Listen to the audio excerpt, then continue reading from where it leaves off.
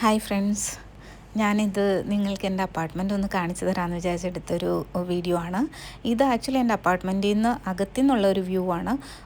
എനിക്ക് ബാൽക്കണി കൂടി നോക്കുമ്പോൾ, എൻ്റെ റൂമിൽ കൂടി നോക്കുമ്പോൾ കാണുന്ന ഒരു വിഷ്വലാണിത്. ഞാൻ വാൻകൂവർ BCയിലാണ് താമസിക്കുന്നത്. അതിൽ റിച്ച്മണ്ട് സെൻറ്റർ എന്ന് പറഞ്ഞ സ്ഥലത്താണ് ഞാനുള്ളത്. റിച്ച്മണ്ട് സെൻറ്ററിൽ ഒരു ഭയങ്കര ഫേമസ് ഒരു മോളുണ്ട്.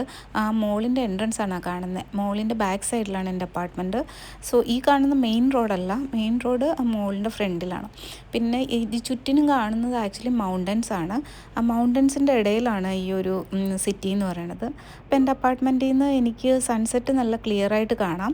ഒരു അർബൻ വേർഷൻ ഓഫ് സൺസെറ്റ് ആണ്. കാരണം നോക്കിയ സൂര്യൻ്റെ ഓപ്പോസിറ്റുള്ള ഫ്ലാറ്റിൻ്റെ ഏതോ ഒരു ഫ്ലോറിലാണ് ഞാൻ നോർമലി കാണാറുള്ളത്.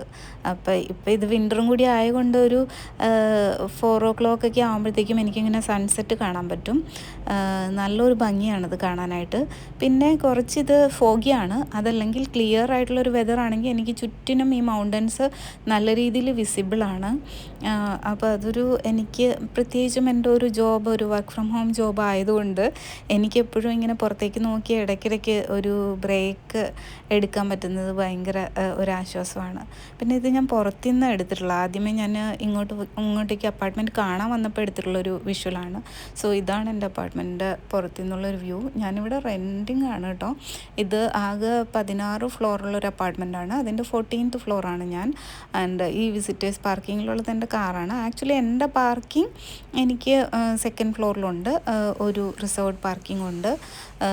ഇത് ഞാൻ ഫസ്റ്റ് ടൈം വന്നപ്പോൾ എടുത്ത ഒരു ജസ്റ്റ് കാണാൻ വന്നപ്പോൾ എടുത്തൊരു ഇതാണ്. ഞാൻ സുമോട്ട് ചെയ്യാൻ നോക്കിയ എൻ്റെ അപ്പാർട്ട്മെൻറ്റ് ഒരു 1 bedroom അപ്പാർട്ട്മെൻറ്റാണ്. സോ ദിസ് ഈസ് നോർമലി ഞാൻ ഫുഡ് കഴിക്കുന്നതൊക്കെ ഈ ഒരു കാഴ്ച കണ്ടുകൊണ്ടാണ്. So that makes my day.